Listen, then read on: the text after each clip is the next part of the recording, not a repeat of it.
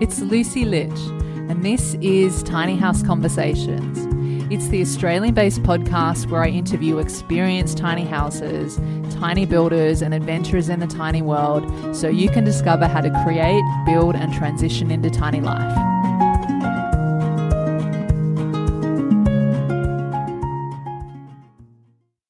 Before we get into the show, I want to know something. Are you a tiny houser, and would you like to share your tiny house story and experiences on the podcast? Or are you a business that has a product or service that aligns with the tiny house movement and would be beneficial for the tiny house community that you'd also like to share on the podcast? If so, I'd love to hear from you, and you can head over to tinyhouseconversations.com, and on there you'll see a section that says share your story. If you fill out your details there, I'll get back to you very soon. Now, here's the intro. Hey, it's Lucy here, bringing you another episode of Tiny House Conversations. And if buying land or knowing someone with a spare piece of land isn't an option for you, where can you park your tiny house? How do you find landowners with space to rent or exchange? And these are some of the most common questions when it comes to long-term tiny house parking. And today I'm speaking with Briony Jenkinson, who is an experienced tiny houser from Central Victoria and the founder of Australia's #1 tiny house land search platform, Park My Tiny House. And in Briony's words, her platform is a simple concept matching people like her with people who own land and have some extra space they want to rent out. And tiny house parking is one of those frequently asked about topics in the tiny house world. And in this conversation, we talk about what Park My Tiny House is and the process to offer or find a parking space as a landowner or tiny houser, the benefits of using the Park My Tiny House platform versus using tiny house Facebook groups. We also talk about educating landowners on the benefits of offering space on the land to long-term tiny houses, the typical rental price ranges and the types of exchanges happening between landowners and tiny houses for a parking space, and lots more. This was such a fun conversation with a bunch of laughs in there, and I can't wait for you to hear it. So, on to the show with Briony. Hey, Briony, welcome to Tiny House Conversations, and thanks so much for being here with me today. No problem. My pleasure. Pleasure to have you. And what I'd love to do in the conversation today is, start off by learning about your own tiny house experience and then, move into an area that I feel seems to be one of those most frequently asked about topics, tiny house parking, and what you're doing with Park My Tiny House. How does that sound for you? Yeah, not a problem. Beautiful. Well, do you want to let us know, take us back to where your tiny house story started? How did you come across them, and what inspired you to move into a tiny house and live this lifestyle? I sort of stumbled on tiny houses maybe 5-6 years ago on Facebook groups, as you do. I don't even know how it randomly popped up, but I started seeing pictures, and I think like the rest of the world, I went, oh, they're so cute. And I loved the small space concepts behind it and the minimal footprint and the kind of environmental aspects of it, the, doing good for the planet by having a smaller footprint. That really appealed. But I looked at them as something that was a really cool idea, but not for me, because I'm 6'3", and I instantly assumed I would be too claustrophobic in this teeny weeny little box. And I completely ruled it out for the longest time.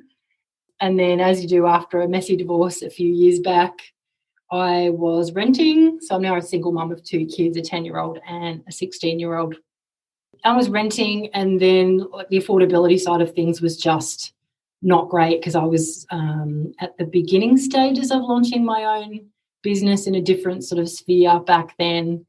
And, it's like when you've got a startup business, you've got the overheads and the uncertainty of that income just did not feed into the life that I wanted particularly well. And we moved houses, I think it was 5, maybe 6 times over 18 months, as you do, trying to find places that were progressively cheaper and a better fit. And then, as you do, one landlord wanted to sell, so we had to move on. And then the next one decided they wanted to move in, so we had to move on. And I just got completely jack of it and decided, well, it's kind of now or never. So I sold everything I had, which was still very little. Things like my fridge and my washing machine and all the tiny little bits and pieces in massive garage sales over a very, very short period of time. And I used that whopping $2,000 to buy the oldest, daggiest caravan you have ever seen in your entire life. And then I had a month. I gave myself a month deadline. I decided if I was going to do it, like I'm someone who I need a deadline or things just don't happen. So I gave myself a month. I gave my landlord notice, which was scary as hell. And I gave myself a month and I renovated the inside of this caravan and completely gutted it, re-insulated, got the wiring done, put a new kitchen in, all that fun stuff.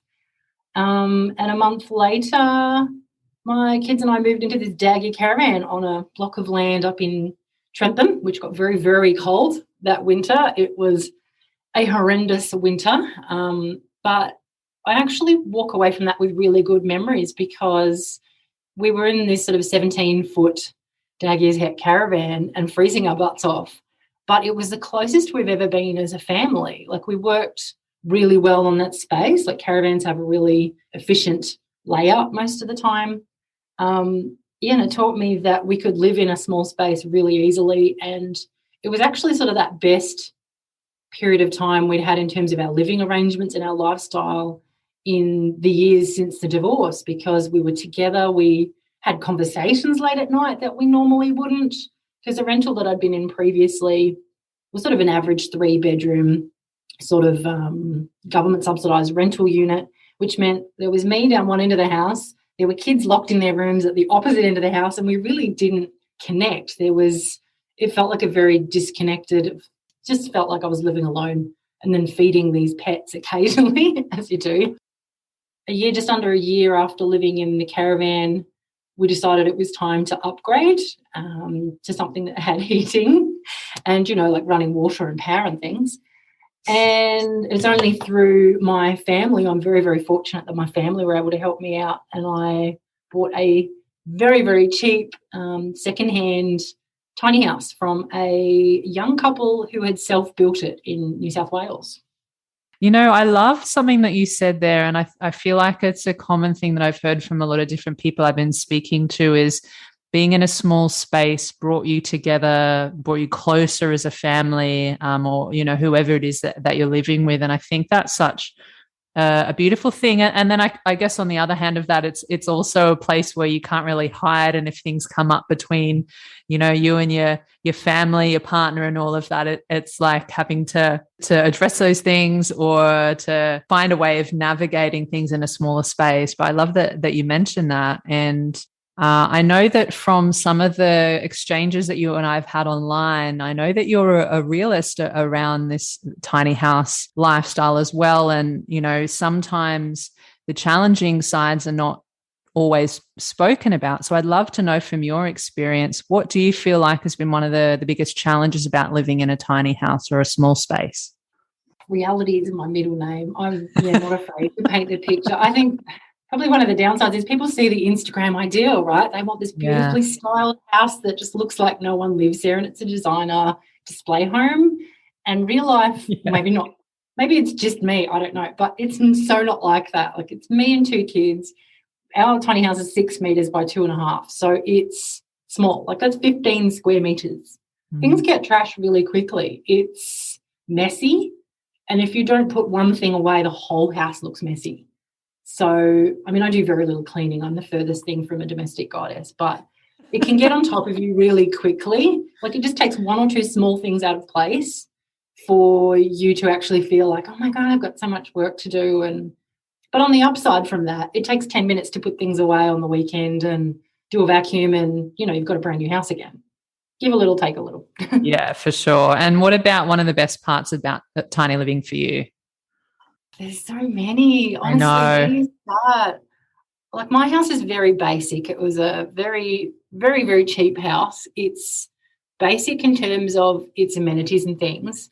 But I recently had the chance to house sit for some rather well-off friends who have a beautiful, beautiful home just a few k's up the road from me. They have this landscape garden, big house, beautiful furniture, styled to the nth degree, just stunning. But after the first night, I can't wait to get home. Like lying in bed and looking out at this, I have big picture windows looking out over the bush where we live, and you have that mist and the sunrise through the trees. You get to fall asleep looking at the stars, and it's just that feeling of space and that nature aspect and being in tune with nature and the weather and the seasons. That's everything to me. I love that. I feel like that's come up a lot as well. A lot of people have said the same thing, just being really connected to the weather, the seasons, nature, and your everyday workings of your life that maybe, didn't really have to think about or be involved in when living in an apartment or in the city or in a bigger house, and just kind of living that more modern lifestyle. So that's great. And I'd love to shift gears here a little bit and dive into a bit more about what you do with Park My Tiny House. I know that finding a parking space for a tiny home can be an area of apprehension and uncertainty for many people interested in this way of living. And your platform, Park My Tiny House, it helps to connect landowners who have spare space with tiny houses or potential tiny houses looking to find land to park their house on. So can you let us know a little bit more about how your platform works, and then what's the process if someone's a landowner with space or if someone's a tiny houser looking for space? Yeah, for sure. I think, look, how it came about, I run a funny story. I was actually thinking about selling my tiny house and upgrading to a brand new, beautiful big model with 2 lofts and all that a couple of years ago. So I actually did a search on Facebook, as you do, looking for a buy, swap, sell site for tiny houses, and I noticed there was nothing specifically in Australia. So again, as you do, I started one, and I love a poll. Like, I love to ask like the people's opinion on things and find out what's really going on. And I did a poll because I love my tiny house life so much. I wish everyone had this opportunity if they truly wanted it. And I wanted to look into what's actually stopping people realistically from going tiny. So I did a poll, and the top response for what was preventing people going tiny right now was finding somewhere to park it. So I kind of took it upon myself to solve the problem in a way that would give more people the opportunity to live tiny, but also sort of open the industry a bit, because without landowners offering to rent land long-term for land, we really don't have a tiny house industry in Australia. We really don't have the opportunity for people to live full-time in their tiny houses. So, I sort of decided that was a problem that needed solving, and, launched Park My Tiny House last year to sort of solve that massive gap in the market, to hopefully encourage more people to not be so afraid, I think, of the land equation, because I think it's been, now that we're actually on the market, it's been a big misconception, I think, that the hardest part of going tiny is actually finding somewhere to park. I still do hear that a lot. I still do hear that all the time. But given the last couple of years and the absolute upsurge in take-up of the tiny house lifestyle, builders now have like a 12-month waiting list in some areas, and they're doing double the amount of builds that they used to. So, I mean, people are obviously rethinking their lives. So how the process works is, from a looking for land point of view, we work on a paid membership subscription model, which allows us to then do some advocacy work, which I'll talk about in a second. But from a member point of view, you join as a member on a monthly basis or a 6-monthly basis. When we send you out a welcome email when you join, one of the links in there is to an online form, which is an application basically, which tells us all about how you live, what your tiny house looks like, what kind of tiny house you have, whether you need power, water, septic, whether you have kids or pets, do you want a garden, what area you're looking in, like all the nitty-gritty questions of exactly tell us what you're looking for.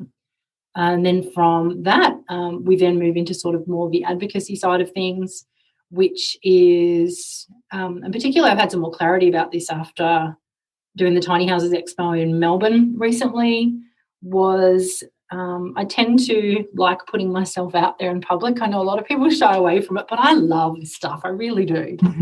So my mission is sort of put myself out there and advertise and promote in all media avenues possible through community newspapers, TV, radio, podcasts, whatever's available to me, to encourage landowners to actually consider having a tiny house tenant long term, rather than what the majority are currently doing, which is looking at renting a corner of their land for short stay platforms, for things like your Airbnb and hip camps, and putting a tiny house on them for that. Because I think there's been a massive take-up rate in that also in the last couple of years, with tiny houses becoming more popular. I think people are now understanding the investment potential of having one as a short stay platform, which is absolutely true. And there's an influx of plenty of them at the moment, which is great. But I think at the moment, we're just sort of treading that delicate balance between there being sort of a tipping point with too many of those, which is taking away the potential opportunity of a lot of permanent tiny houses to have a spot for their tiny house long term. So my kind of point is to encourage hosts to actually consider long stay tenants rather than just a short stay, which is for the good of the industry and a really great support, I think, for the housing crisis and giving people opportunities that they don't have in the traditional market at the moment. Absolutely, absolutely. And you mentioned the two different types of memberships there, so the 1 month and the 6 month. What are the costs of those memberships? I've tried to keep it really affordable. It's sort of like a Netflix membership. So a monthly subscription is $14.95 a month at the moment. Yeah. And a 6 month membership is $59.95. I'm actually finding there's a lot of people that are doing the 6 month option because they're just in that final research stage, like they're just about to push the button or sign that contract. But I think they just want that peace of mind of knowing that there is actually land available and that there will be something ready for them when they get that delivery date of their future tiny house.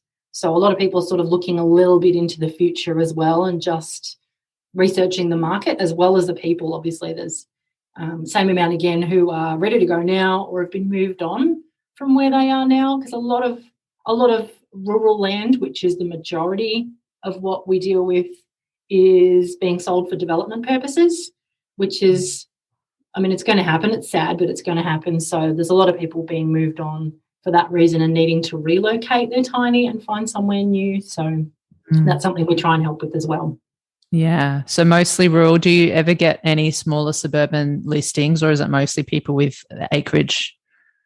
It's a tricky one because I have had potential hosts get in touch and show me photos and exactly where they're located. And there have been a couple that have offered really suburban land, but I also do a bit of a risk analysis on behalf of our members as well. There are some where they've sent me photos and it might be a beautiful block, but there are neighbours like a metre from the fence, and you've sort of heard stories in particular council areas about there being potential problems. So I try and mitigate the risk to our members as well, keeping in mind that hiring a tow truck or whatever to move your tiny house is not cheap. So we want to minimise that as much as possible, and we don't want our members to find the perfect spot of land and then a month later a neighbour puts a complaint in and then they're asked to move on. We want to kind of be a little bit careful with exactly what we do accept so that it works best for everyone. If it looks like it's a property that has a great aspect and that I know our members would go for and that doesn't potentially have the risks maybe in particular neighbourhoods, then absolutely we accept everything. It is mostly rural. Having said that, I will say it's about 90, maybe 95% rural in terms of being, say, more than 20 minutes or half an hour from a large town or city. But there are still one or two little exceptions. The moment there's a beautiful listing up on the coast of New South Wales, right on the beach. And it's a small suburban block. I think it's 450 square metres, but it's in a neighbourhood that's very accepting of that kind of dwelling. So there are some places you can afford to take the risk and some that it's probably not worth it. It's a very fine balance. Yeah. And there definitely is that council regulation and state regulation aspect of it, which is another story for a whole other podcast that I hope to dive into, maybe with the Australian Tiny House Association in future. But you mentioned there before the risk analysis for your members. So there is the option finding land or finding someone, if you're a landowner that has a tiny house, you can do that on Facebook groups. So I'm wondering, besides doing that risk analysis for your members, what are some of the other benefits of using your platform versus using a Facebook group for tiny houses? In terms of people offering land, I think the advantage is that if someone's paying for a membership with us, they're kind of a pre-vetted potential tenant, and they're serious. If they're actually willing to sort of put their money where their mouth is, so to speak, then they're genuinely interested in finding somewhere to live. Because I have heard a lot of stories with someone generous offering their land in one of the many, many Facebook groups there now are for that sort of purpose.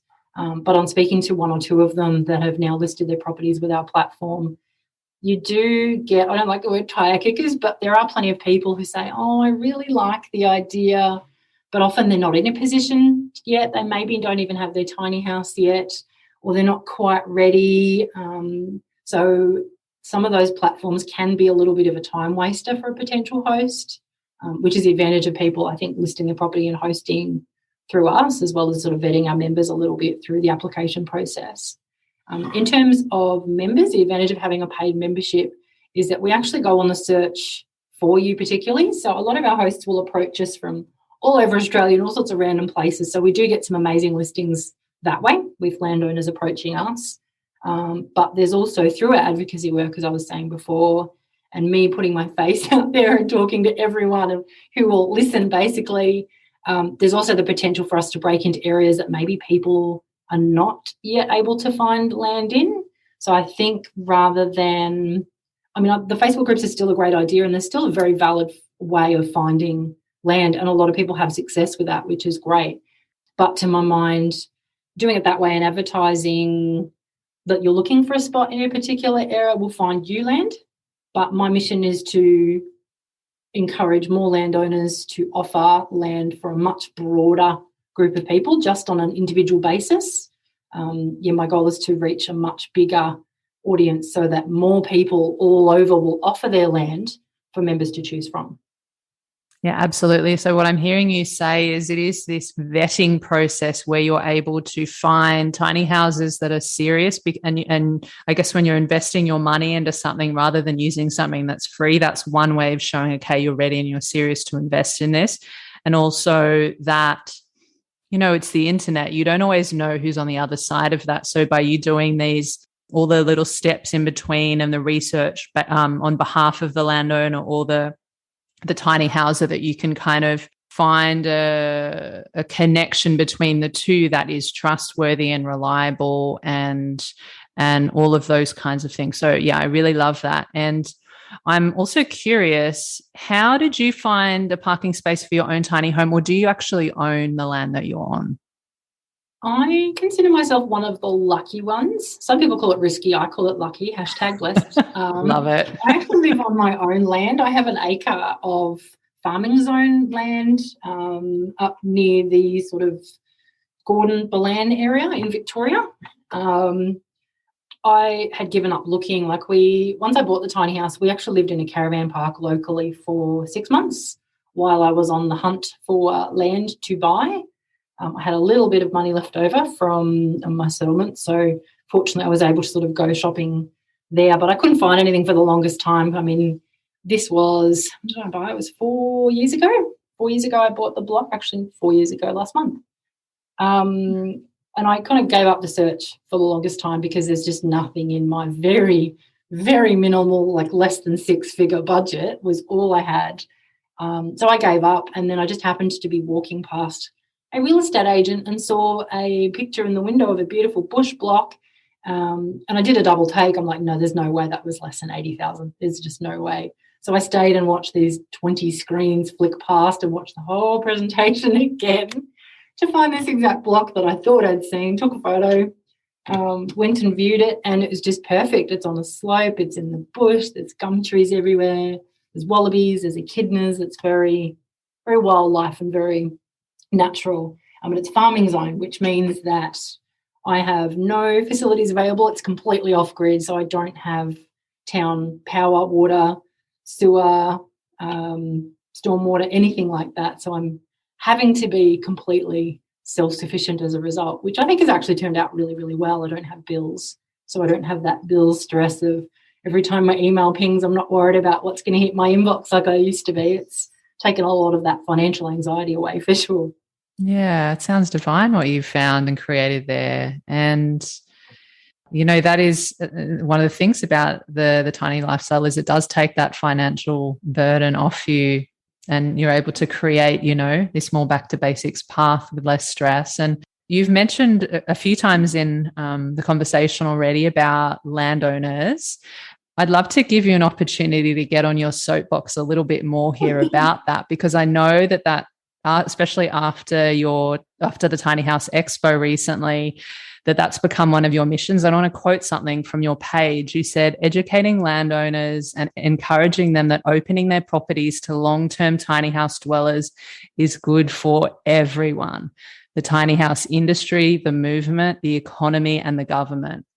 So why is it beneficial? Yeah, that's pretty well written. Okay. Why is it beneficial to offer space on their land for long-term tiny houses? I mean, you did talk a bit about that, but if you want to go deeper into that.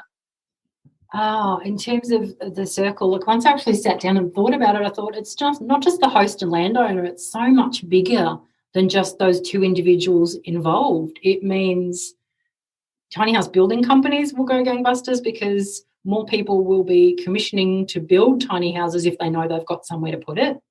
The builders burgeoning means that they're going to have new employees, so unemployment can potentially be reduced. There can be many more people involved in the industry building. And then there's this massive flow-on effect, means if there's more people living in tiny houses on whether it's rented land or their own land, then that's reducing the potential burden on the housing industry. I mean, I'm hearing stories from all sorts of people having to find a rental property at the moment. It's absolutely horrendous. Like, people are having to go to 40 or 50 open houses and putting in that many applications to even get a look in at one house. It's so bad. Yet there's the tiny house opportunities going, hello, me over here. It just seems like such an obvious thing. And I don't see maybe tiny houses on wheels as a forever solution, but for the short to medium term, I mean, I would be taking up a rental if I wasn't in a tiny house on my own land right now. And then that would, reduce the opportunity that another mum with kids or someone might have to find secure housing. So by not putting that burden on the system, then, the government's not having to subsidise as many, and they're not having to build as many, housing solutions, and affordable housing, such a buzzword, I know. So to reduce some of the burden on that is, good for the government as well. Yeah, it really is a knock-on effect, isn't it? And it does fall into all these different areas. You're talking about tiny builders, the housing industry, affordability of housing, the government. Like, it is really something that, and especially I think just one, with everything that's happened in the last couple of years, and then two, even with all that's happened up in the Northern Rivers areas, and then lots of other different things that we're all experiencing. So many more people are turning to this way of living. And if, there was able to be more clarity around regulation, and then therefore finances, and then also insurance. I was talking to someone recently. It's like those are the three of the big things that I guess would help things move forward and help make tiny houses accessible for people longer term, not just like short-term rentals and stuff like that. Yeah. So, landowners, if you're listening to this episode, get in touch with Briony, Park My Tiny House, because I think it's, if you've got space on your land and, there's not really that much going on there, you could definitely earn some income on the side. You could make relationships with tiny houses and form this community, and get help tending to the land and regenerating the land and all of those types of things too. So I think it's like a really great way to just to make this lifestyle more accessible and to connect people within this lifestyle as well. Oh, absolutely. So on the financial benefits side of things for hosts and landowners, the properties that we have available range from free in doing some work on the property, maybe some clearing or some fencing or looking after some chooks and animals occasionally, right up to, I think, $250 a week for a beautiful property on the Central Coast, New South Wales, which is in the rainforest and has a trickling creek running through the property, which provides full off-grid solar power, water, septic and everything. So it's a massive spectrum of what's available, but there's plenty of options depending on what your scenario is too. So yeah, what I've heard a lot from different people, talking to different people on the podcast and just offline as well and online, as you said, it can be. I haven't heard of anyone getting it for free, but that's really cool if that's the case. But exchange for work on the land, maybe even other odd jobs, maybe even financial exchange from somewhere from about $50. I think you said up to $250. Is that right? So yeah, $250 is the absolute maximum, but that maximum, yeah. 100 to 150 is maybe average, but as you say, depends on off grid, on grid, how much space, what the arrangement is. But it's good to know there's lots of different options, and then maybe even a combination of both, right? Like sometimes there's a bit of a financial exchange as well as several hours a week, working odd jobs or something like that. Absolutely. And one massive advantage and kind of a niche I'm looking at the moment is talking to hosts that are considering having a tiny house as a short stay option to also consider putting a long-term tiny house on the property as well. There are a lot of hosts that have investment properties, which is just vacant land, and they want to put a beautiful tiny house on there. But finding staff at the moment is really hard too. So as a solution that we've come up with sort of a hybrid model where you can have both a short-term and a long-term tiny house. And maybe that person living in the tiny house long-term is there with more of a caretaker arrangement where they can do the handover cleans and all that sort of thing with the short stay platform in exchange for free rent. So there's definitely a potential synergy with both to, why not have both? To do both and have a really great income and someone looking after the property for you in your absence.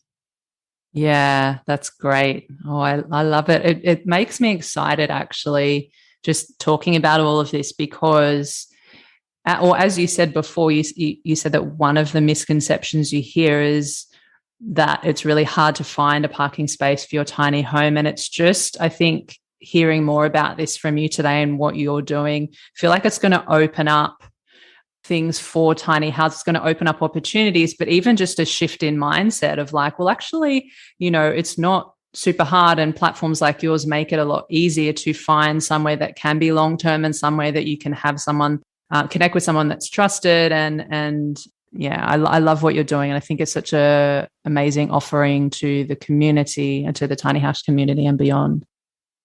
I would love to know, so with your own tiny house journey, is there anything that you would do differently or that you wish you knew before you started on this journey? I live in the school of no regrets. I love my life. I love everything about it. I don't think there's anything I wish I'd known or I would have done differently. But if I had my time again, I would probably have prioritized, rather than going away on holidays and building the deck, which is still amazing, I probably would have prioritized putting in a solar system twice the size, if not more, that I currently have, because my current one is rather inadequate and my generator does copper beating. I feel like, is that one of those things that you kind of, as you moved in, you kind of learnt like all these different things that you needed to make it work, or like different things going wrong and then having to adapt and deal with them as you went? Probably the former, because I have listened to a lot of your other interviews, and the kind of overall vibe that I'm getting is people tending to buy or build a tiny house and, invest the 10, 15,000 in solar and everything. I've come from the other side of things, which is completely bootstrapping the whole experience. A really affordable tiny house, a really affordable block of land, because that's from necessity, and the most basic solar. I think I spent a couple of grand. My dad's helped me, I want to say, cobble together a system that will do short term, but I've killed like 3 generators. Already I'm on my 4th one from overuse because the system that I've got is really not adequate. No one tells you this stuff. this is real life, is sometimes when you're bootstrapping it, you sort of hobble along and it just makes do for the time being. But the goal is to absolutely upgrade that to a point where I don't need to be thinking what time of day it is and whether I need to start the generator to charge the batteries some more, and just be able to plug things in and like a regular house, that's quite a luxury when I go away, and I always stay in hotels because day-to-day life is a little bit like camping, which is awesome. But going away and being able to flick a switch and boil the kettle without thinking about it, oh my gosh, like you have no idea the novelty of that unless you've been living that lifestyle for a while. Oh, I love it. I know what you mean. So I'm yet to move into my tiny house. It'll be later this year, but I know that when I've gone away, I lived in Africa a long time ago for 6 months. And I remember like living basically with no running water, and there was a generator, I think for like an hour in the middle of the day. And then in the evening we had candles and all that kind of stuff. And I just remember it made me appreciate those comforts and things that we have in our everyday lives when going back home, just like even just getting into your bed with like a pillow, and so I totally feel you. And you mentioned earlier as well, so you live in your tiny home and you've got kids as well. So how many kids have you got, and what are their ages, and how is that working out for them? Initially it was not ideal. My little boy is 10 and my daughter is 16.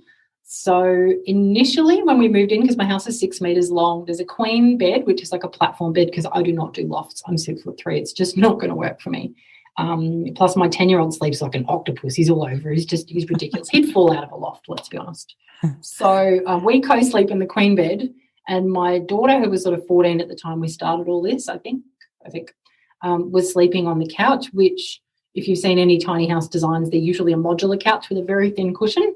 She's super skinny, so she said it didn't worry her and that was fine, but she's obviously needed her privacy. So we sort of accidentally started developing a mini village on our block, and my daughter now has her own 3.6 metre long tiny house, which is just a bed and a desk, and kind of like what people were doing 20 years ago, letting the teenagers live in a caravan, but probably a little bit more extra upmarket version of that in a mini designer eco tiny house. So she's happy now that she's got her own space and she has that quiet time, because my son and I tend to talk nonstop and that really gets to her. So now it's working well, but that's been a long-term progression as well. Yeah, getting used to, right. And as we start to close out the conversation, Briony, is there anything else you feel like we haven't covered when it comes to landowners, parking space for tiny houses, or anything that you're doing with Park My Tiny House? Possibly. After chatting to a lot of people at the expo recently, it was really interesting, the proportion of people that I spoke to who wanted to get a membership and are looking for land, but are actually looking for land in communities, because people like myself and a lot of my other colleagues in the industry that I know, definitely people that are introverts and need their own space and couldn't think of anything worse than living in a community with close neighbours.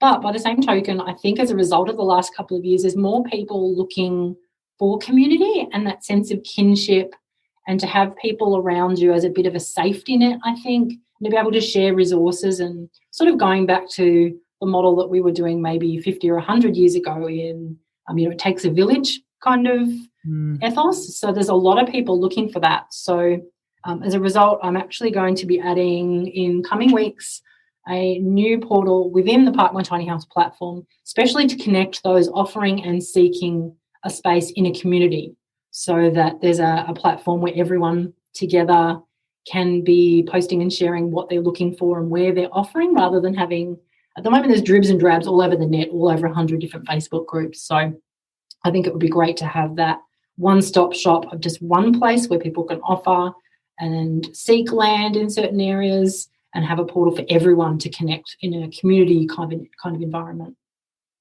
Oh, that sounds great. And I love that you mentioned community, because I actually have another quote of yours that I'd love to read right now, because I feel like it speaks to that. You said, being a tiny houser feels like a bit like being in a secret club. You feel as though you're part of something truly special. There's a camaraderie amongst the community purely through the knowledge that we share a similar lifestyle. It's clear many people want into this club. We all want to feel connected, embraced, and understood. And that is something that I feel like it just really sums things up really beautifully, even whether it's the tiny house community or whether it's just being human. I think that was, very evident from the expo and the conversations that we had, is that people really are looking for that, Beautiful. And do you want to let everyone know a little bit more? So you alluded to at the beginning of our conversation, you created your own Facebook group for Buy, Swap and Sell. So do you want to let everyone know what the name of that group is and maybe a little bit more about it? Yeah, the funny thing, I planned to upgrade, and then once I actually had a serious offer for my tiny house through that platform, I decided I couldn't bear to part with it. So I've kept it for 4 years now and cancelled the upgrade and bought Amber her little house instead. So the reason I developed the Buy, Swap, Sell group was to sell my house, but I ended up keeping it, and now hundreds of other people are selling their houses. So funny the way things work out, doesn't it? Yes, it is. The Facebook handle is, I believe it's at Tiny Houses Buy and Sell Australia. I will put everything in the show notes, and also just want to let everyone know where they can connect with you online, whether it's your website for Park My Tiny House and your social media platforms as well. Yeah, I've tried to keep it really simple. So the website's just Park My Tiny House with no spaces.com.au, and the Facebook and Instagram are both the same, at parkmytinyhouse.com.au. Beautiful. So if you want to access the show notes, you can find those at tinyhouseconversations.com. And Briony, thank you so much for your time today and for sharing your stories and experiences with us, and for sharing all about what you're doing with Park My Tiny House. As I said, I think it's a really wonderful offering to the tiny house community and beyond, and I can't wait to see what unfolds for you in this space. So thank you again for sharing. You're welcome. Always happy to talk about anything tiny house related. I get a bit excited. I know. Me too. So if you're listening to this episode, thank you so much for taking the time to hang out with us today. If you want more Tiny House conversations, make sure you stay tuned every Thursday, because that's when I release new episodes. And until the next one, I'll see you then. Hey, Tiny Houses, thanks again for listening. And if you enjoyed the conversation today, you found it valuable, and you want to support the podcast, the best way you can do that is to share the love. That way I can keep bringing you more tiny house conversations to help you on your own tiny journey. So here are 3 ways that you can support the podcast. Number 1, if you have a friend or family member that you feel would benefit from hearing these conversations, feel free to share it with them, email them, text them, send them a telegram, do whatever you need to do to share it with them. Number 2, if you hit the subscribe button, you'll know exactly when the next episode is live. And number 3, if you head on over to Apple Podcasts or wherever you're listening to podcasts and leave a 5-star rating and review. Thank you so much in advance. I appreciate you, and I'll see you in the next episode.